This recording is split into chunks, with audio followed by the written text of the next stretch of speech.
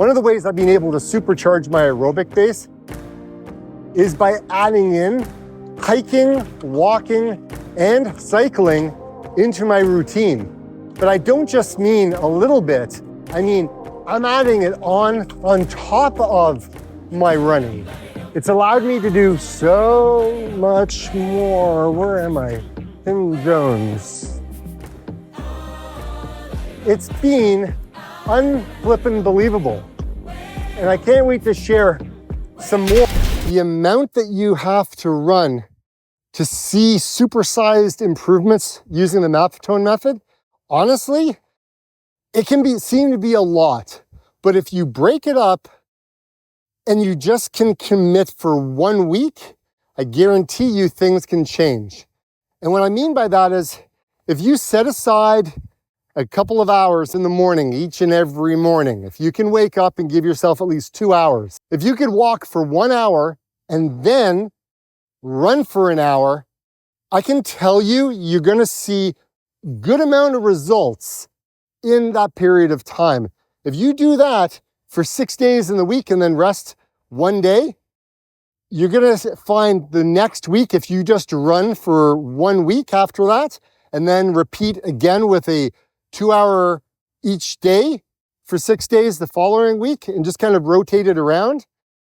Honestly, a lot of good things happen. And I've seen the results.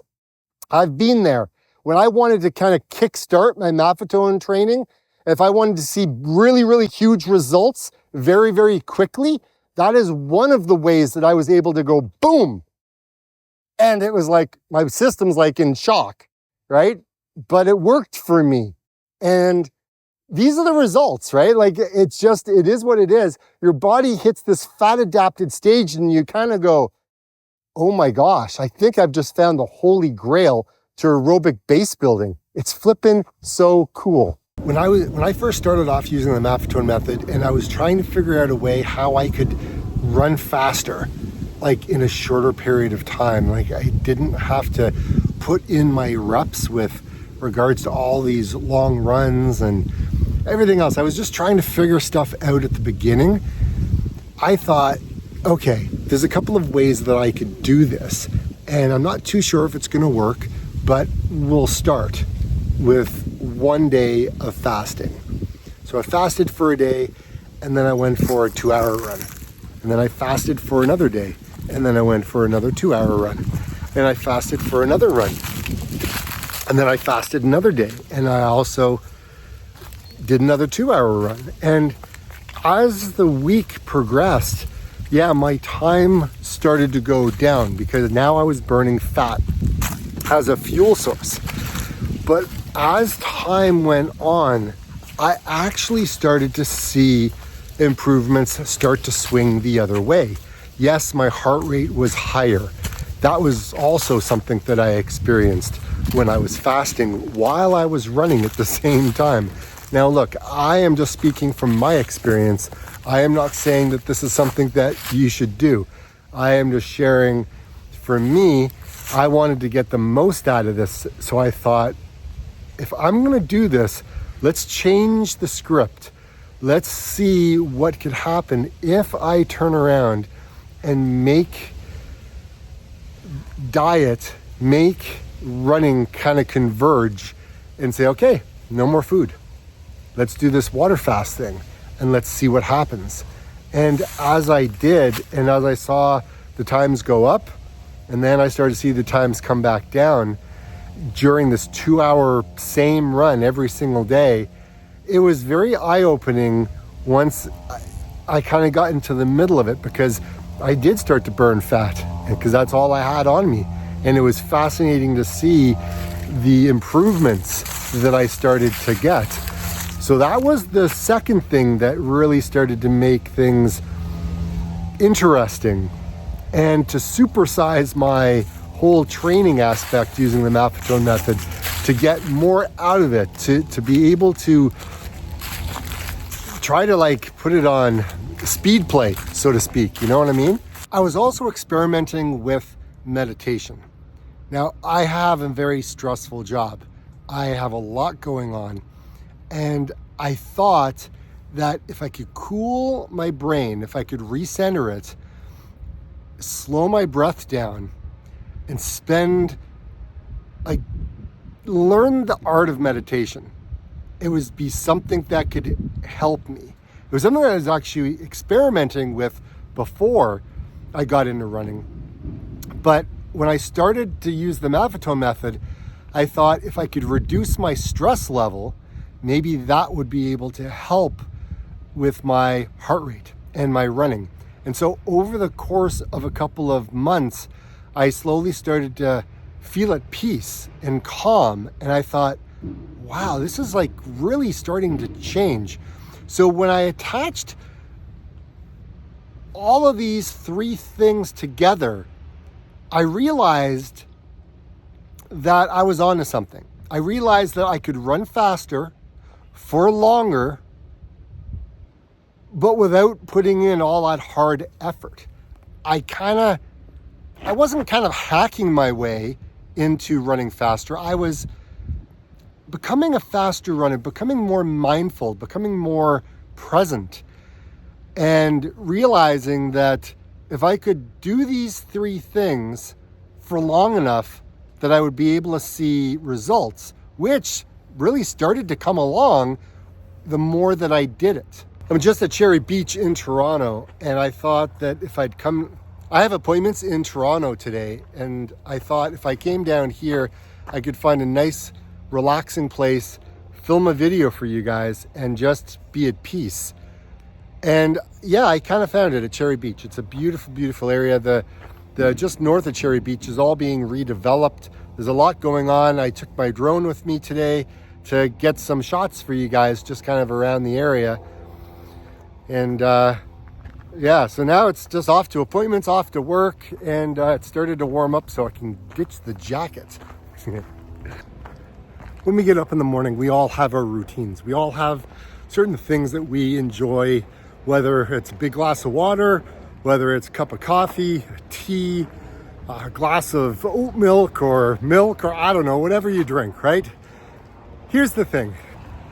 I realized when I started just having water first thing in the morning and not having the coffee and not having the caffeine, I found a major difference in regards to my heart rate.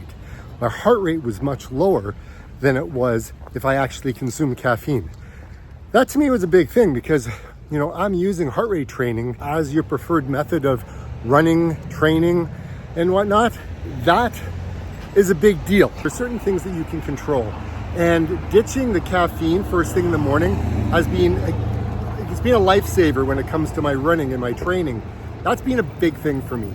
So if you're using heart rate training to get faster, to be able to run faster, to build your aerobic base, one of the things I did was ditching the coffee. It's really made a big difference. So I drink a lot of water now, or I'll throw in some electrolytes depending on how warm it is outside, things like that. It's something that I've really incorporated into my daily routine.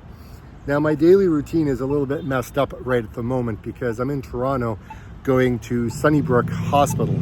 It's just down the street here.